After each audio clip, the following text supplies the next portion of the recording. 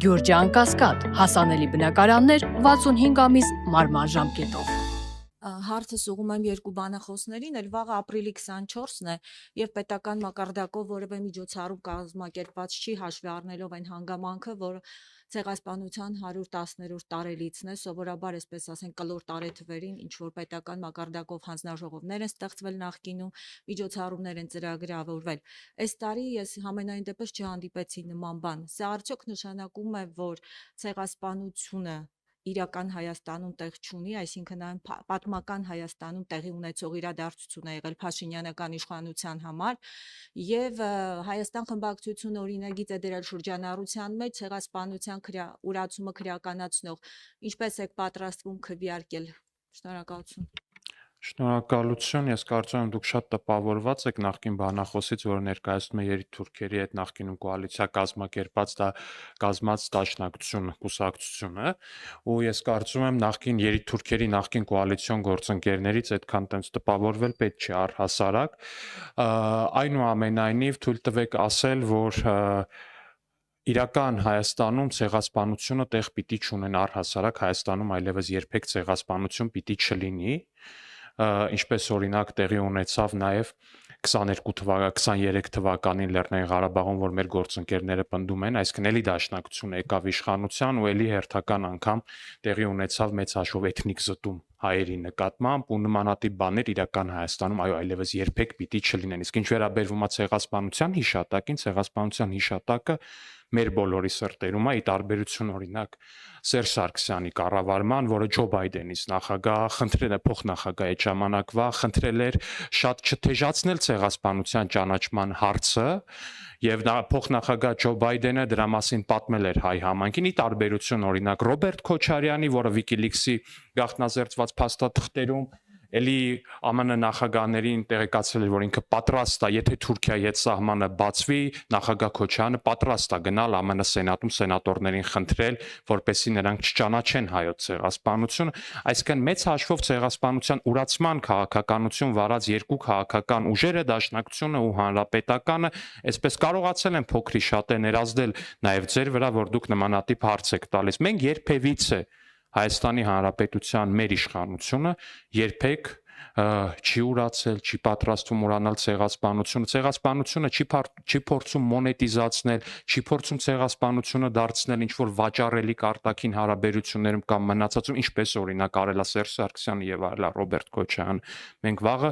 բոլորս միասին սգալու ենք մեր անմեղ նախնիների հիշատակը եւ այցելելու ենք Ծիծեռնակաբերդ, ինչպես ամեն տարի։ Իսկ որոշ միջոցառումներ կարծում եմ կան, չեմ կարող կոնկրետ ինչ-որ բաներ ասել, բայց այդ չգիտեմ ինչի մասին եք էլի մեծ հաշվով հարցնում։ Նախ խնդրեի գնահատական չտայիք իմ հարցերին, թե ես տպավորված եմ, թե ոչ, ես ընդհանրապես հարց եմ ուղում, ես բացարձակ տպավորված չեմ։ Իմ հարցը ուրիշ բանի Շատ հաճելի է, որ դուք էլ տպավորված չեք երիտթուրքերի նախկին կոալիցիոն գործընկեր դաշնակցականներից, շատ ողջունում եմ ձեր չտպավորված լինել։ Ես իմ հարցը ուրիշ բանի մասին էր, իմ հարցը նրա մասին էր, թե արդյոք 1915 թվականին Օսմանյան կայսրությունում 1.5 միլիոն հայերի նկատմամբ իրականացված ցեղասպանությունը իրական Հայաստանում տեղ ունի, թե ոչ, թե Փաշինյանական իշխանության ձգտումը Թուրքիայի հետ հասնելու խաղաղության ցեղասպանությունը արդյոք այդ ճանապարհին խոչընդոտ է, թե ոչ։ Իմ հարցը սրա մասին էր։ Ձեր հարցը խիստ անհասկանալի է եւ ինձ միշտ զարմացնում է ինչու են ձեր հարցերը ծնվում բացառապես ընդդիմության թեզերից եւ իմ տպավորությունն է, որ երբ որ մենք ձեզ բան ենք ասում, դուք մեզ չեք լսում կամ չլսելու եք տալիս։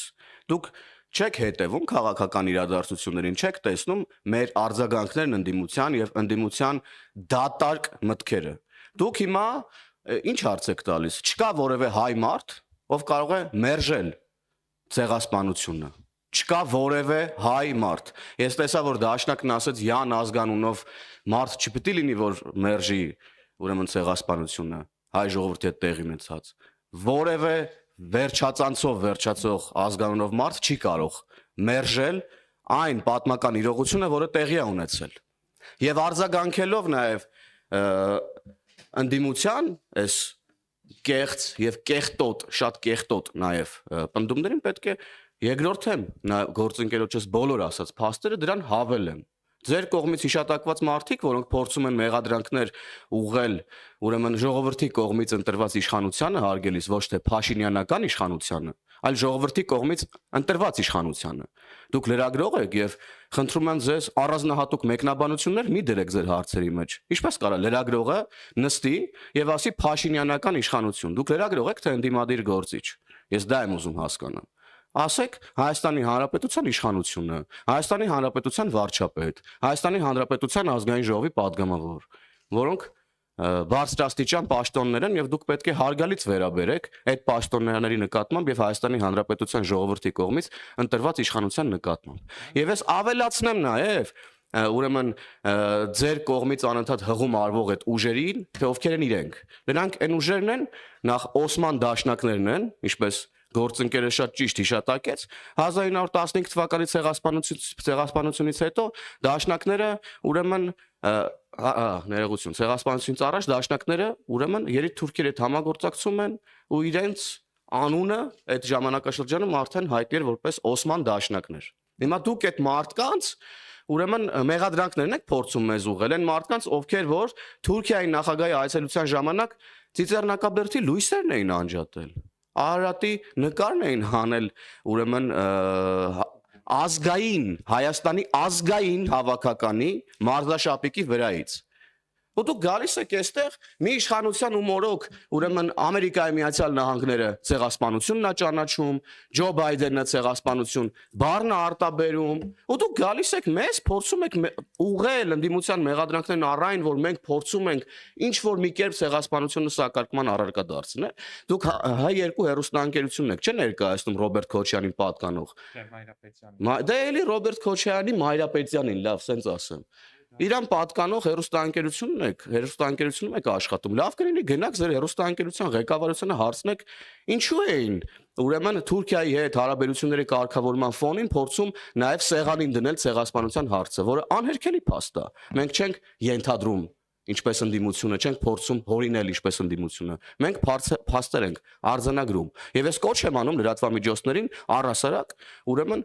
մոտիկ չգալ ցեղասպանության թեմային եւ դա փորձել օգտագործել որպես քաղաքական դիվիդենտներ հավաքելու գործիք։ Նույնը նաեւ կոչ եմ անում ընդդիմությանը։ Մեր արձագանքը շատ խիստ է լինելու այս թեմային, որովհետև ցեղասպանության թեման այնիշ տեղի ունեցել են ողբերգությունը, որը տեղի ունեցել հայ ժողովրդի հետ, քննարկման ենթակա չի այլևս, սակարկման ենթակա չի որևէ կերպ։ Շնորհակալ եմ։ Բայց վերադառնալով ձեր հարցին, ինչքանով տեղ ունի ցեղասպանությունը իրական Հայաստանում, առհասարակ ցեղասպանություններ իրական Հայաստանում այլևս չեն լինելու, բայց ինչ տեղ ունի 15 թվականին տեղի ունեցած ցեղասպանությունը Հայաստանում, դե այնքանով տեղ ունի, որ ցեղասպանությունը կազմակերպած քաղաքական ուժին երիտ թուրքերին ինչ որ առումով նաև իշխանության բերած դաշնակցությունը քիչ առաջ ձեզ այստեղ ճեպազրույց էր տալիս։ Շողիկ Գալստյան, խնդրեմ։